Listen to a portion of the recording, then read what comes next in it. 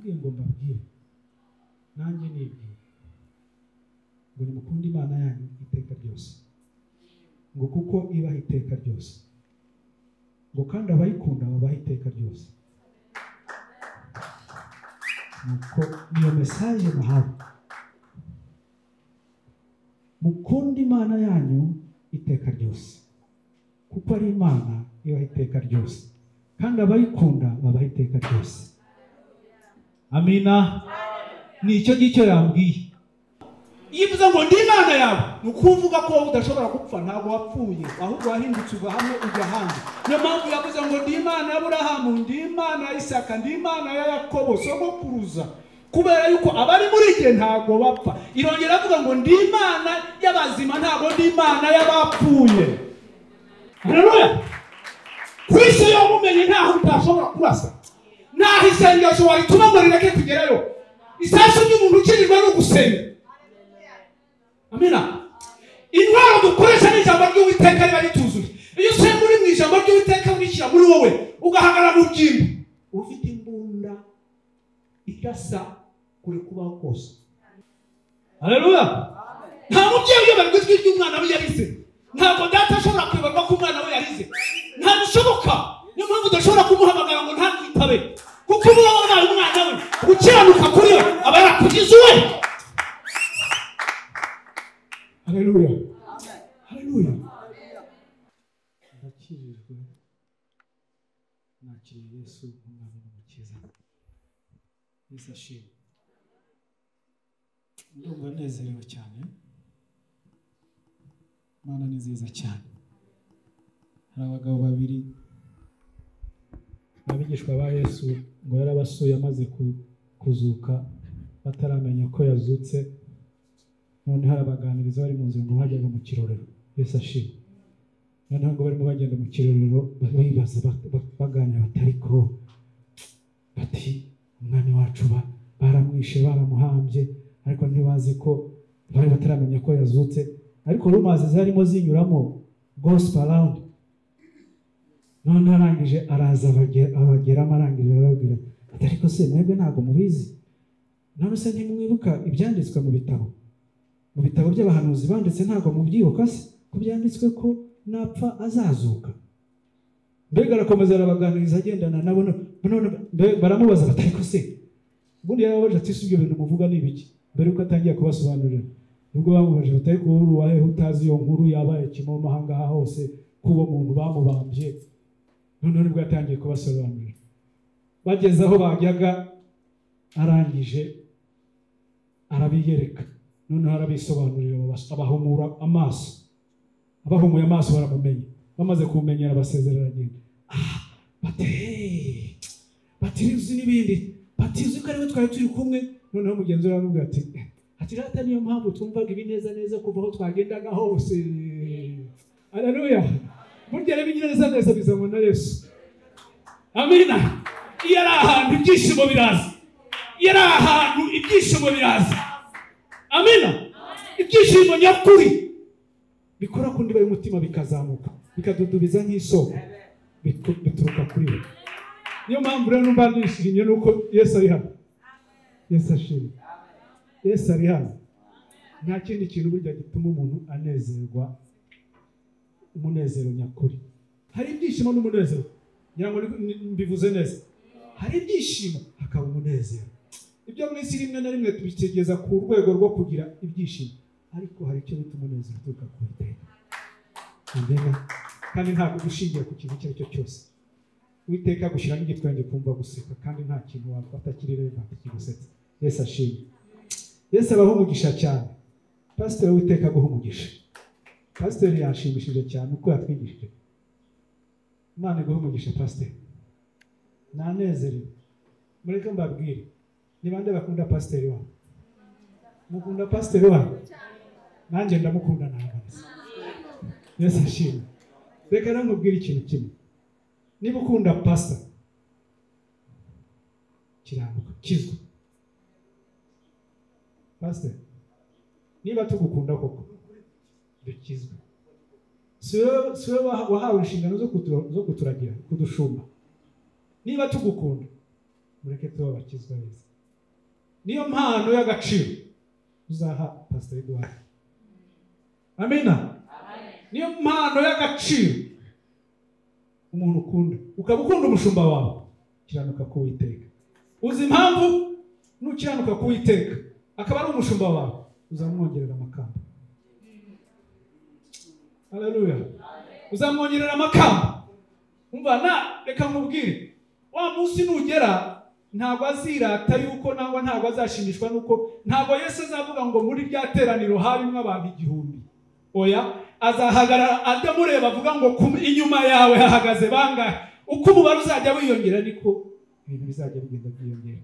Niba umukunda rero kiranuka. Haleluya. Niba umukunda kiranuka imbere y'Imana ye akorera, imbere y'Imana wumvise ukayimenya kuko ni Imana.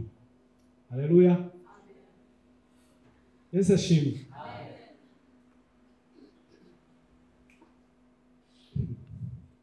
Ababyeyi mukunda abana banyu? Mukunda abana banyu? Ababyeyi mukunda abana? Reka nkubwire ikintu kimwe, sinzi impamvu icyo ngicyo nkizanye nacyo kiraje. Niba ukunda umwana wawe kandi nta mubyeyi udakunda umwana, niba uri umugabo kunda nyina. Niyo mpamvu Nyakuri uzaguha umwana y'agaciro gakomeye. Niba uri umugabo ukaba ukunda abana bawe, kunda nyina wawe.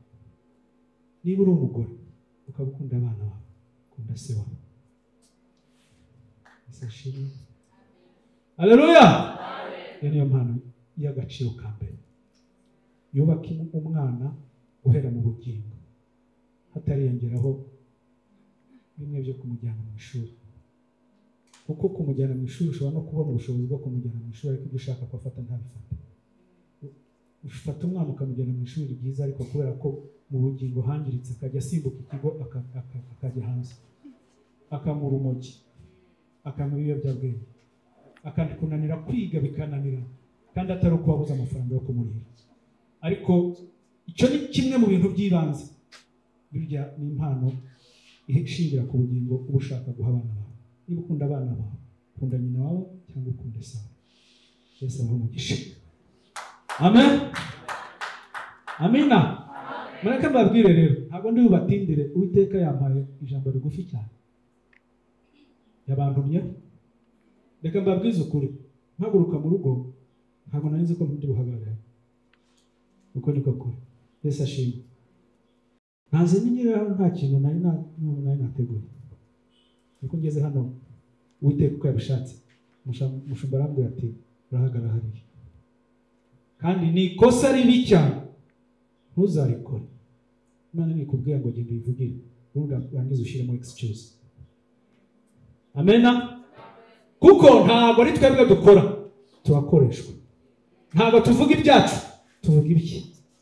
Abantu tugira amagambo, Imana igira ijambo. Yesu ashimwe. Amina. Niyo mpamvu rero nahise mvuga nti nandashyirwa kuba mwubaha kuko ari pasiteri wanjye, ariko n'Imana iri hejuru ya byose nayo ndayubaha. Yesu ashimwe. Rero nkiri aha ngaha mbwira Imana nti mpa icyo kubwira abantu bawe. Yesu ampa ijambo yampaye cyo kubabwira. Haleluya. Ikintu yambwiye ndabwira uko yambwiye. Yambwiye ijambo rimwe, arangije ampa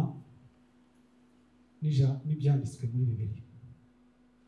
Yambwiye ngo mbabwire, nanjye nibwire ngo nimukunde Imana yanyu iteka ryose, ngo kuko ibaha iteka ryose, ngo kandi abayikunda babaha iteka ryose. Nuko niyo mesaje nahawe. Mukunde Imana yanyu iteka ryose, kuko ari Imana ibaha iteka ryose, kandi abayikunda babaha iteka ryose. Amina. Ni icyo ngicyo yambwiye. Imaze kubimbwira ahita injyana mu cyanditswe cyayo impisezerano y'abakunda Imana iteka ryose. Yesu ashimwe. Yaranyimye ibicyanditswe icyo twenda gusoma. Imaze kumpa isezerano ry'abantu bahagaze muri iryo jambo, irongera mu rugero rw'abantu bahagaze muri uwo buryo, noneho Imana ikitamurura muri rya sezerano n'ubundi yatanze mu ijambo yampaye. Message yarangiye. Yesu ashimwe. Message yarangiye. Nicyo kigishwa na Yesu ashimwe.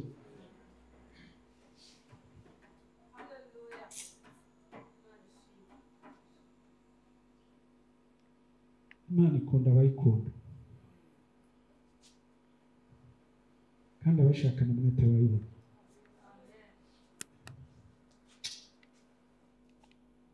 Cyubahiro n'ubutunzi n'ibindi byose biramura.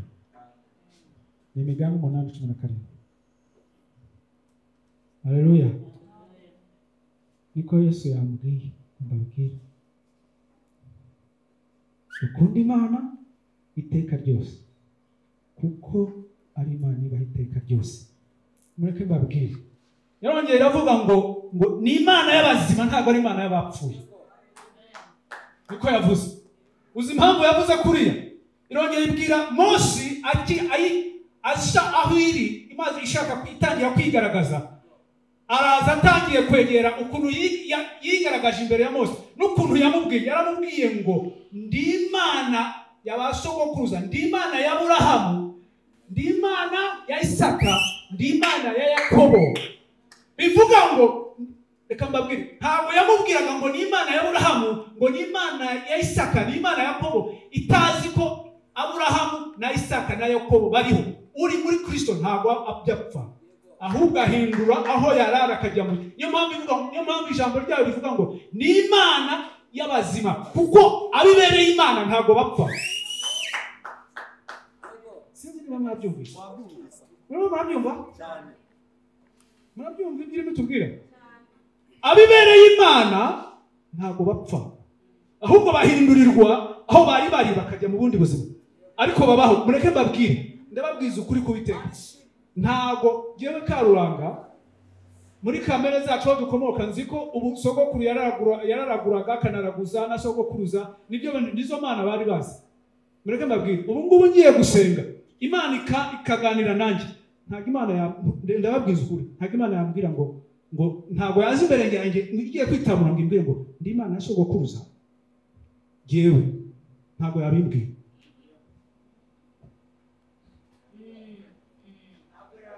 Ntishobora kubivuga kuko ntago bemeye ko ari Imana yabo, ntago yababereye Imana. Yavuze abariho kuko abibereye Imana babaho. Yivuze ngo ndi Imana yabo, nukuvuga ko udashobora gupfa, ntago wapfuye, ahubwo wahindutse uva hamwe ujya hanze. Niyo mpamvu yavuze ngo ndi Imana ya Aburahamu, ndi Imana ya Isaka, ndi Imana ya Yakobo sogokuruza, kubera yuko abari muri jye ntago bapfa. Irongera avuga ngo ndi Imana y'abazima, ntago ndi Imana y'abapfuye. Ariko abataremeye ko ibabera Imana barapfa bagasibwa. Ntabwo ijya yitamurura ngo nitangira kwivuga ivuga ibigwi byayo ngikubwira ngo ndi Imana ya sogokuruza rwa miheto wari umupfumu.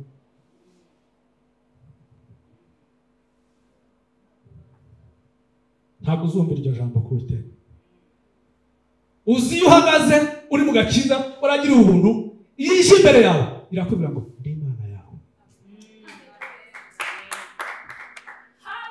Nahigarukiriza irakubwira ngo ndi Imana yawe. Noneho yashaka kukubwira, noneho ntikubwira basogokuruza bawe, ikakubwira ngo ndi Imana ya Isaka na Yakobo, ndi Imana ya Aburahamu, ikakubwira igisekuruza yaguhaye kijyanye naho ikomoka. Kuko uravuga ngo iyo umuntu akirizwa ahinduka icyaremwe gishya, tuhita tugira descendance nshya, generation, a new generation. Nari connectinze hano nkijijwe ndi mu rwungano hano. Yesu niyo mpamvu Imana idashobora kuvuga ngo niza kuvugana nanjye narayimenye ngimbwira ngo ndi Imana yaha.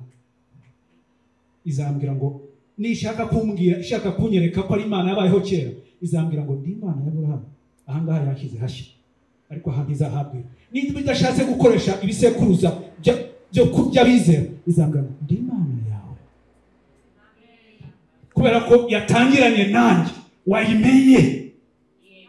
Ni ukuvuga ngo nagiye muri kategori y'abashobora kubaho batazapfa. Haleluya. Abayimenye ntabwo bajya bapfa, kuko ibaho igihe cyose. Niba ibaho igihe cyose wayimenye ikakugira umwana wayo, hanyuma se urumva imuvuga ngo umwana w'inzoka n'inzoka se? Siko Abanyarwanda bavuga, siko tuvuga umwana w'inzoka si inzoka se, ni nako nyine niko biri. Mwana toto nyoka ni nyoka, abasore niko bavuga nabo. Toto nyoka ni nyoka. Umwana w'Imana abaho nyine nk'uko Imana ibaho. Niba data abaho igihe cyose, Yesu ashimwe, n'abamumenye none ikababera Imana abaho igihe cyose, niko yabwiye.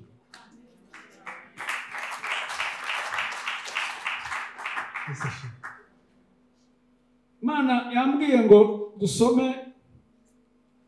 muri Zaburi ya 91 guhera ku murongo wa 14 kugeza ku wa 16.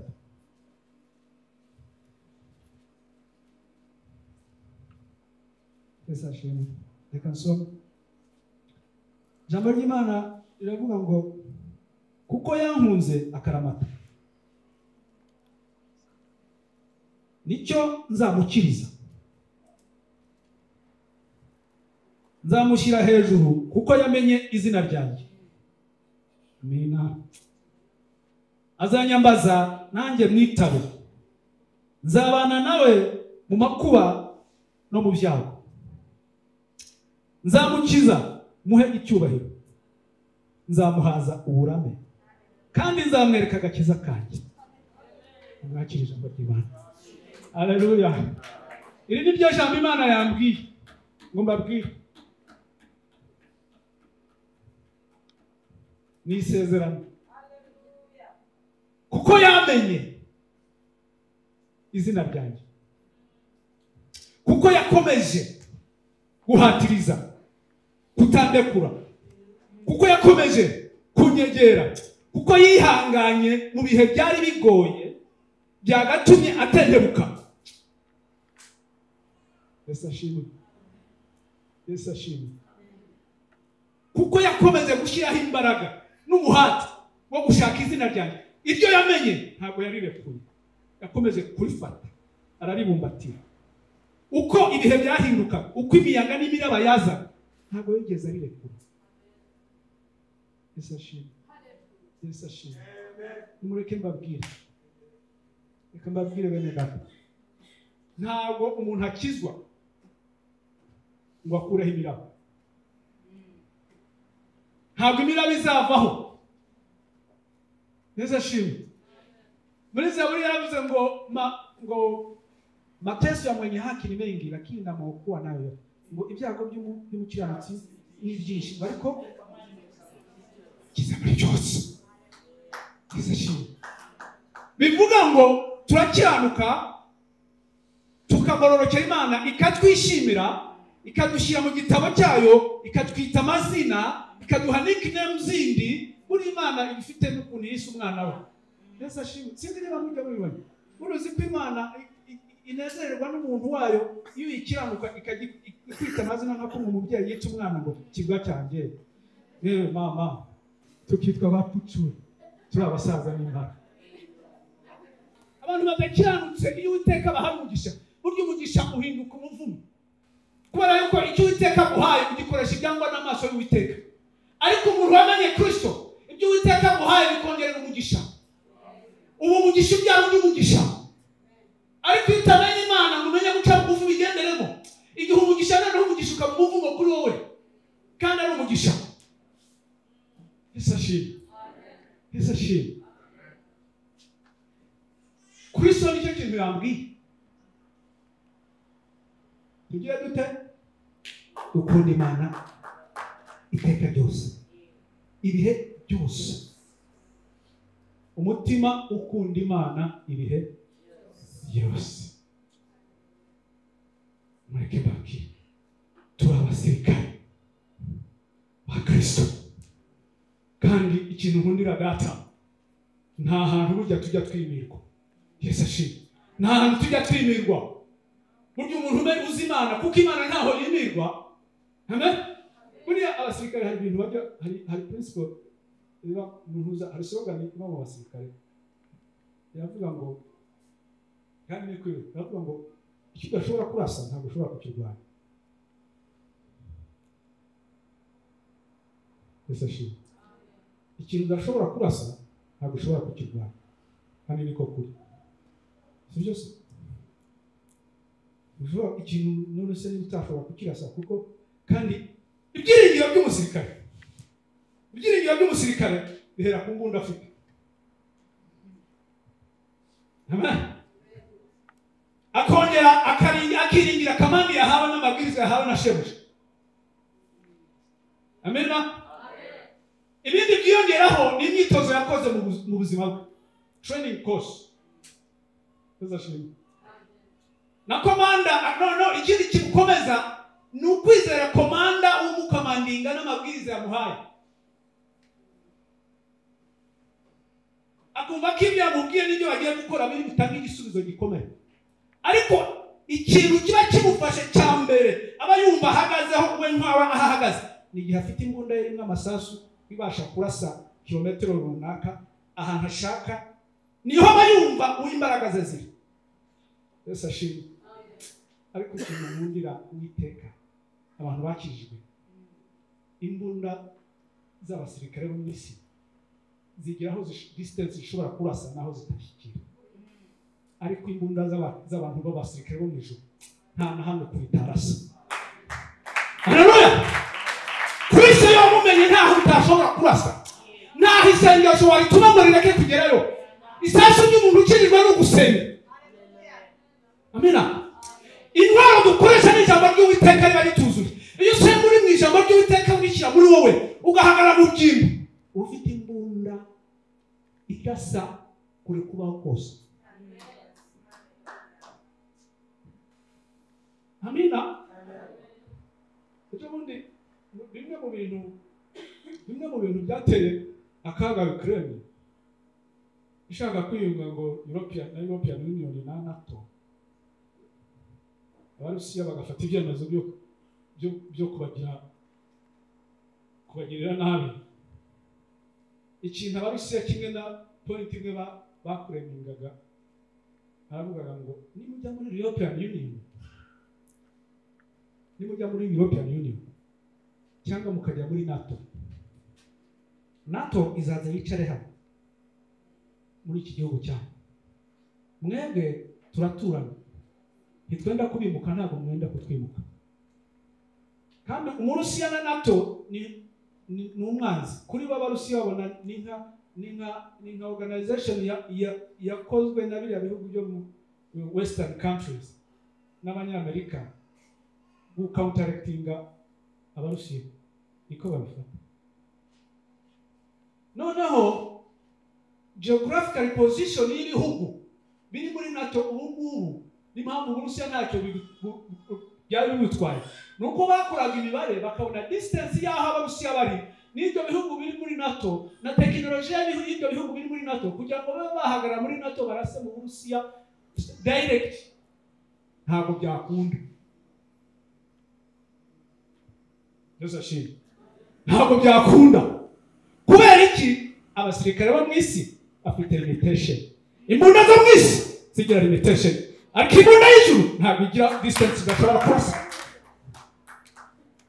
Yesu ashimwe. Iyo usenga nta isengesho utarituma ngo rigere. Isengesho rituma muri presidence, isengesho rituma muri ministeri, isengesho rituma mu babyeyi, isengesho rituma mu cyaro, isengesho rituma mu repubulika basi, isengesho rituma mu barozi rikabagaragu, isengesho rituma ikuzimu kwa sekiri rikabirindura. Haleluya. Haleluya. Niko umukristo ameze. Nukuvuga ngo abarusi baravuga batoya ntabwo tubyemera kubera ko mwebwe ni mujyayo. Aba bazaza batura hano, nibatura hano bazaba bafite ubushobozi bwo kugira icyo bakora kikatugeraho. Bafite ngo ni systeme zo kuzirinda ibirere, ni systeme zirinda misile zishobora kuza zikagwa hano. Zira misile iyo bazirashe baba bafite systeme bakoze ku buryo bohereza ikindi kintu kikayikubitira mu kirere, none igashwamikira mu kirere itaragwa hasi. None bavuga bati kuri distance y'ahantu mwaba muri hano muri Ukraine muyirashe ntabwo systeme yabasha kwadaptinga ku buryo yakora vuba iyi misile itaragwa hasi ku gihugu cyacu. So ntabwo rero mwebwe mugomba kujya muri NATO. Iyi mpamvu nuko barwanaga na distance yuko hari aho imbunda zo kwisi zitagera, ariko imbunda y'ijuru isengesho ry'umukristo nta hantu bidashobora kugera. Yesu ashimwe. Mureke duhagarare kandi iyo turi muri bya bihe ni ukuvuga ngo ibigeragezo tugenda tunyuramo ni training zituma umuntu akomera. Yesu ashimwe. Ariko gutsinda biri guarantee. Reka nkubwire, niba hari igihe ujya ufata umwanya ugashaka gusenga Imana ngo nikureho ibigeragezo, ntabwo mvuga ko ari bibi, sibyo, ariko izagikuraho, ariko ejo hazaza n'ikindi. Nuko bimeze. Niba uvuga ngo ntihazagire ikigeragezo kiza, ukabuza ngo nta kigeragezo kigomba kongeraho, ushobora kuba uri muri dreaming kuri muri paradise. Kandi turacyari byinshi, ibyo tuzabigeraho turi mu ijuru. Igihe tuzaba tukiri mu isi intambara zirahari, ariko ikintu nshimira kimwe Kristo nuko yatwizeje intsinzi. Aho n'ibanga riri niho ugomba gukomera. Ibihe bikomeye ntibizagukura ku mwami, ibihe bikomeye ntibizagukura ku gukunda Kristo. Arashaka ko tumukunda iteka ryose. Yesu ashimwe. Imana irangije ayandi magambo nihute. Yampaye mu bitangire n'amagambo muzi cyane. Itangiro 39. Ni inkuru ya Yosefu. Yesu ashimwe. 39 Mungu akanga. Tukamane ku murongo wa kabiri iyerekwa wa gatandatu. Ni masomo 8 kugeza ku 9. Makumyabiri kugeza ku 23. Yesu ashimwe.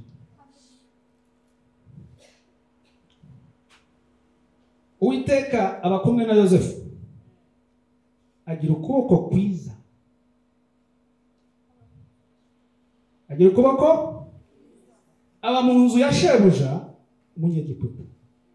Shebuja abona yuko Iteka ari kumwe nawe. Shebuja wane? Kandi ko Iteka yamuhaye kugira ukuboko kwiza kucyo akoze cyose. Haleluya.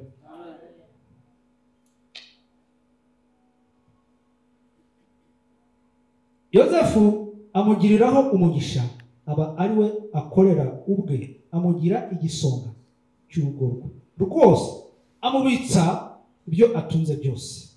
Uhereye igihe yamugiriye igisonga cy'urugo rwe n'icy'ibintu bye byose, Iteka aha umugisha urugo rw'uwo munyegiputa ku bwa Yosefu. Umugisha w'Iteka uba ku byo atunze byose, ibyo mu rugo n'ibyo mu mirima no mu gasozi. Amina.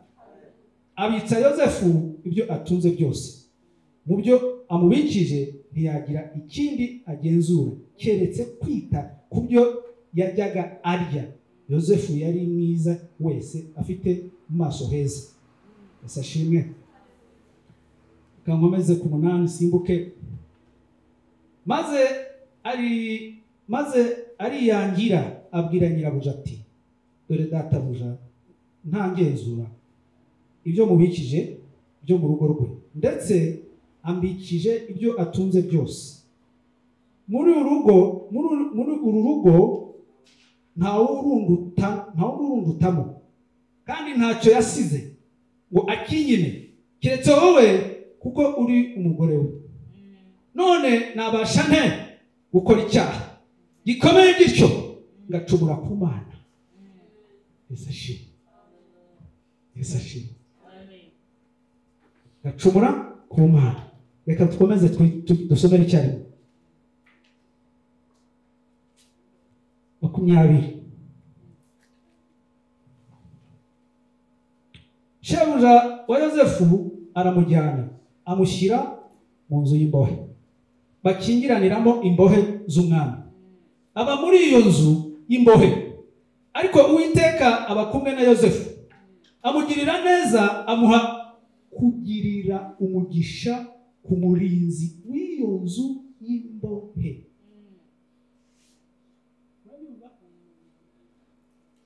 W'iyo nzu y'imbohe, uwo murinzi arindisha Yozefu imbohe zose zari muri ya nzu y'imbohe. Ibyo bakoreragamo byose niwe wabikoreshaga. Umurinzi w'inzu y'imbohe ntiyagiraga ikintu agenzura mu byo yamurindishije, kuko Uwiteka yari kumwe nawe, kandi ibyo yakoraga Uwiteka yamuhaga kubikoresha ukuboko kwiza. Yesu ashimwe. Yesu ashimwe. Ni inkuru y'umwana w'Imana, ni mwene Yakobo uvuka kuri Rasheli. Yesu ashimwe. Umukobwa Yakobo yakunze akiri inkumi, akajya kumutendera imyaka 7, nyirarume akamuriganya akamuha mukuru we, maze kumuriganya akamuha mukuru we. Ariko kubera urukundo yakunze Rasheli, aravuga ati ntaribi ndamumpe, ariko ndongera ndakomeza. Arakomeza arihangana, nawe aramucyura, aramushaka umugore wa kabiri. Yari afite abagore 2 bavukana, bageretseho n'abaja bahawe na nyirarume na base b'uwo mukobwa b'abo bakobwa. Yari afite abagore 4. Neza jini. Ariko Rasheli akigerayo ntabwo urubyaro rwihuse nk'urwa mukuru. Uwiteka buriya ajya amenya kuducisha bugufi. Yanga Imana yarebye umutima wa Yakobo aravuga ati reka ngushyire ku murongo. Uyu nguyu ngukunda cyane n'urubyaro rugira rukeye. Neza jini. Yamubyaye kuri Rasheli. N'umwana w'imfura kuri Rasheli, Yozefu. Yatinze kubona urubyaro. Abyara Yozefu akurikiza murumuna we Benjamin. Akimara kubyara Benjamin ijambo yamubyaye bari mu rusuhuko. Ariko mwavuga ngo imyaka yanjye y'uruzerero, yarazerera yari yaragowe. Yesu ashimwe. Amen. Abyara Benjamin, arangije nyina arapfa. Sasigarana na Yozefu na Benjamin. Mu bana be yarafite Yozefu yaramukundaga cyane. Ariko urebye ngira ngo sino kumukunda gusa, urumva yarafite n'amavuta y'Uwiteka koko. Yesu ashimwe. Se yaramukundaga. Kandi nubwo nabireba ko ntabwo yanamukundiraga ubuntu, yari intungane koko. Nameshe ko ari umwana akomotse ku nkundwakazi. Se yamukundaga, none akongeraho ko babaye imfubyi bagapfusha nyina wabo. Urumva ndakeka ko ari bimwe mu bintu, urumva ni ibintu ushobora gutekereza mu buryo busanzwe ko Yakobo yavuze ati reka nite kuri abana banjye ntabwo bafite nyina mu rugo. Yesu ashimwe. Aramukunda cyane, ariko kandi yari umwana utunganye no mu maso imbere y'Imana. Arangije Uwiteka atangira kwitamura hakiri kare, aramurotesha. Inzozi za mbere yarota, atangiye amaze kurota abwanirira abavandimwe ati narose mbona gutya imiganda yanjye ihagaze ni hamwe n'iyanyu. Tigiye kubona mbona umuganda wanjye wahagaze, yanyu yubamiye umuganda wanjye. Yesu ashimwe. Uwiteka arakomeza kwitamura. Ubwo ni ibimenyetso bigaragaza ko Imana yari kumwe nawe kuva kera, kandi ko yayikundaga akayikiranukira. N'isomye muri Bibiliya bigenda bikwereka ko yari umwana ukiranuka imbere y'Imana. Yagiraga urukundo, akagira n'ubugwaneza, agakunda na bene wabo, kandi agashimisha Imana. Yesu ashimwe. Amen. Imana itangira kwitamura. Iyo ni inzozi ya mbere. Imana iti ntabwo ndarangiza, ibi mwongeye iki? Agira gutya agiye kubona ngo abone inyenyeri n'ukwezi n'ibiki byose birikubita imbere ye, birarambarara hasi. Ubutwari Uwiteka yamuhaye kubera ko yari yamaze kumwishimira. Yesu ashimwe. Aragenda ngo abirotorere, none abibwira se. Ibya mbere yabibwiye bavandimwe, barabimenye bati ishyari riratangira. Yesu ashimwe. Ishyari riratangira ribinjiramo, baramwanga. bamwangira gusa kuko nta kintu kibi yari yarakoze. Abibwiye se abitega amatwi se arabisobanukirwa ati ubwo urashaka kuvuga ko ari jyewe na nyoko n'abavandimwe tuzakubamira wowe. Ariko nakubwiye ngo ijambo ry'Iteka riravuga ngo Uwiteka arahora areba ijambo ryo kugira ngo aryuzuze. Amen. Uyu mwana yakundaga Imana. Kwihuse abavandimwe baramukurushije. Bamukura mu gituza cyase, bamukura mu buzima bwari bwiza yabagamo. Yesu ashimwe. Ava ahantu yabaga mu byishimo, ava ahantu yabanaga n'umuntu ukijijwe umwigisha iby'Imana. Ava ahantu yabaga kuri role model se. Ava imbere ya role model se. Wabatozaga gukiranuka. Kandi yarakiri muto. Ibyo byamubaho afite imyaka 17. Yari umwana. Ariko burya reka mbabwire iki ndakivuga nk'umuntu from experience. Abana uzarwana cyane mu byeyi umwana ntakakurengera imyaka 12. Imana itangiye gukora. Umwana manifestation yo mu mwuka ari ijuru cyangwa ari ya sekiri itangira kuza. 12 years.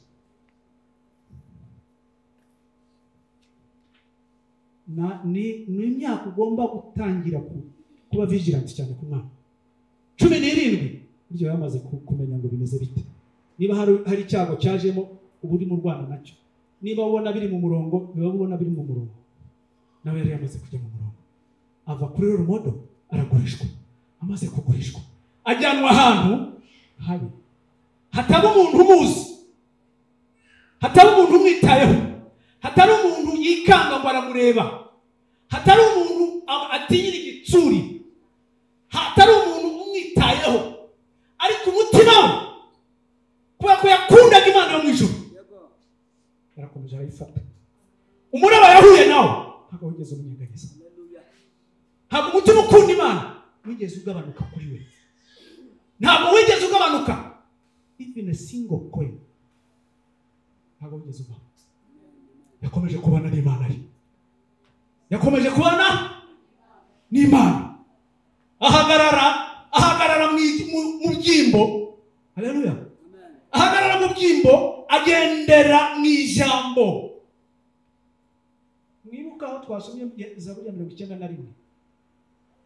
Ni Imana yanyerekaga yambwiye ngo nuko mbigenze iyo bigenze gutya. Iyo abantu bahagaze mu byimbo mu bihe bitandukanye mu mazamuka no gutambika no kumanuka bagahagarara mu murongo dore ukuntu njya mbigenza nuko. Zaburi ya 91 14 kugeza kuri 16. Niko data yabwiye mbabwiye. Amina. Ahagarara mu byimbo igihe umuraba wari mwinshi ari mu marira menshi yakurishijwe na bene wabo ari mu gihugu atikanga. Ndabyibuka ubonye scholarship tujya kwiga hanze tangiye kwiga none tukajya baduha udufaranga twakoreshaga twari utwana tw'udusoresore ariko Imana yarabishimije. Ubuntu bw'Imana nibwo bujya bwiza. Iyo ugenda ahantu buriya rero hari ibyaha tutajya dukora ngo kubera ko tubona ko turi ahantu abantu bazi umuco wacu. Uvuga ngo uri ahantu mu gihugu nta n'uvuga ikinyarwanda nta n'ukuzi ukagenda mu gihugu mu gitondo kugera n'ubwo utumva udahuye n'umuntu ushaka kuvuga n'ururimi rumwe mbega ukumva urusa naho isolated ahantu. So you feel like you can do anything. Mbega ukumva washobora no kugenda ukihagarara no ku muhanda hano ukahihagarika ukambura imyambaro. Who knows you? Ninde ukuzi? Ninde wenda kuzakumenya se? Ninde wenda kuzamenya nyuma? Nihe uzajya gusaba umugeni? Ntaho uteganya kuzajya gusaba umugeni. Nta naho uteganya ko hari mukuru wawe uzajya gusaba umugeni bakabimucyuri. Ntawe. You are just there. Aho rero ubundi se kibi atakora araza mbabwire buriya iyo hari ikintu kitajya kigira irungu nta mutima ujya ugira irungu. Ntujya ugira irungu. Ushobora kuba wicaye hano nta bandi bantu bahari ariko ibiganiro bibiri mu mutima n'inama ziba zuzuye zikubwira ibyo gukora byangwa n'amaso y'Imana binakwereka ko you are free. Uyu mwana w'umuhungu nibyo yari arimo ariko kubera ko akunda Imana, umutima ukunda Imana mu bihe byose iteka ryose arawufite. Hari ijambo nkunda cyane yarangije avuga ngo nakora nte, reka mwumve ikintu yanavuze nta n'ikindi yavuze. Iponti nimwe ngo ni gute nakora iki cyaha gikomeye mu maso y'Imana. Uiteka Imana yanjye namukorera ne icyaha gikomeye kingana gutya. Data papa nkunda namenye nzi ndi mu bihe byiza mba mu gituza cya data nteta mfite bakuru banjye bakuru baragiriye intama n'indogobe sinagiraga. Data yarandodeshereje agakanzu keza karuta n'akabandi bose. He was a lovely boy.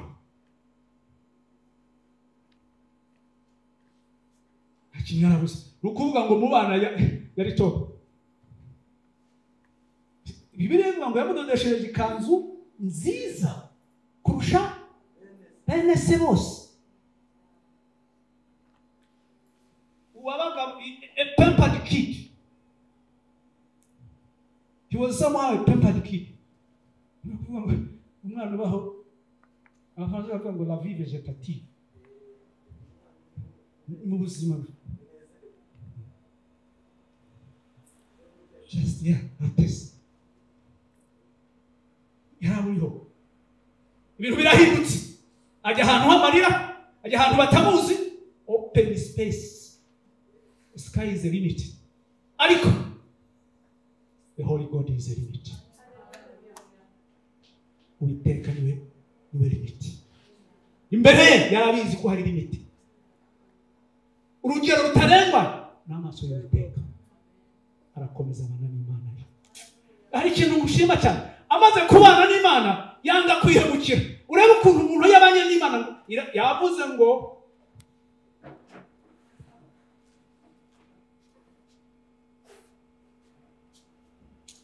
kuko yankunze karamata nicyo nzamukiriza nzamushyira hejuru kuko yamenye izina ryanjye azanyambaza nanjye mwitabe nzabana nawe mu makuba no mu byago. Yarari mu byago ariko muri na se kubera ko yamukunze karamata mu rugo rwa Potifa ibitarahabaga atarahagera byarahabaye kandi ari umucakara.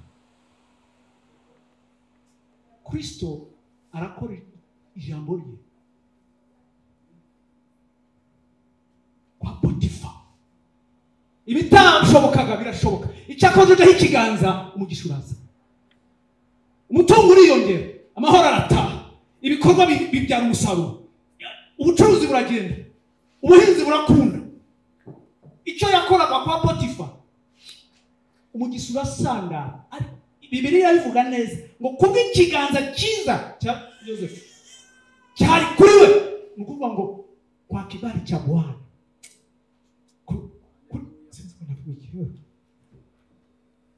icyubahiro cy'Uwiteka, favor y'Imana yari yambaye kiremba cha utukufu wa Bwana.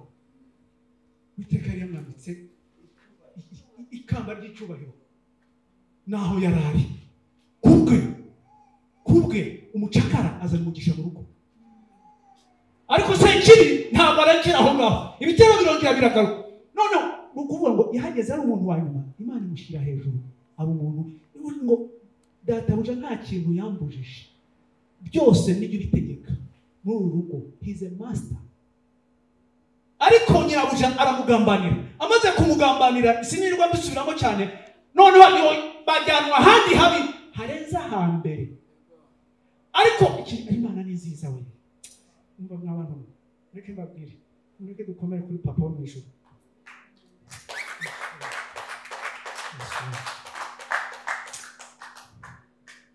buryo bwo kubivuga neza. N'abantu Yesu ni mwiza. Nandi mbabwiye ntabwo Imana igireka abantu, ahubwo abantu nibo bayireka. Ni twebwe dutera Imana umugongo, kuko kamere y'Imana irakunda kandi igira urukundo rwinshi rutagira akagero. Rero ntabwo Imana iba igitera umuntu umugongo, ahubwo abantu batera Imana umugongo bakayivaho bakagenda, ubundi igasigara ikureba ikakwihorera ukagenda ugahondwa na sekibi. Abasore bavuga ngo mukata amazuri mabaya msubiri, ngo uwanga ibyiza ibibi biba bimutegereje. Yesu ashimwe. Arahindukira. Iyo tuyiteye umugongo ni twebwe twibuza ubuntu bw'Imana, ariko data aho ari wawe undi. Maze Imana iravuga ati uyu mwana yaranyubahirije, ntabwo yigeze amvaho, aragenda ageze no mu nzu y'imbohe. Sinzi niba mwabyumvise, ageze no mu nzu y'imbohe ntacyo Kristo yigeze ahindura. Ni ukuvuga ngo yakomeje kumugira igisonga no mu bo yari ari kumwe nabo muri gereza. Ibyabereye kwa Potifa nibyo byabereye muri gereza. Kwa Potifa yari ayoboye urugo rwa Potifa, muri gereza yari ayoboye abandi bafungwa. Ntabwo yigeze yikuraho kubera ko ntiyigeze ahinduka, yari muhereye no mu nzu y'imbohe. Yesu ashimwe. Ntabwo Imana izagukuraho pe bigiye uzahatuza ugahamana nayo. Ntishobora kugukuraho fe ba, kandi ntizareka kukumva. Ntabwo izareka kukumva kuko yabivuze ngo azantabaza, nzamutabara mu bikomeye, azampamagara nzamwumva. Icyiza cyacu twebwe isengesho ryacu ntaho ridashobora kugera. Once you call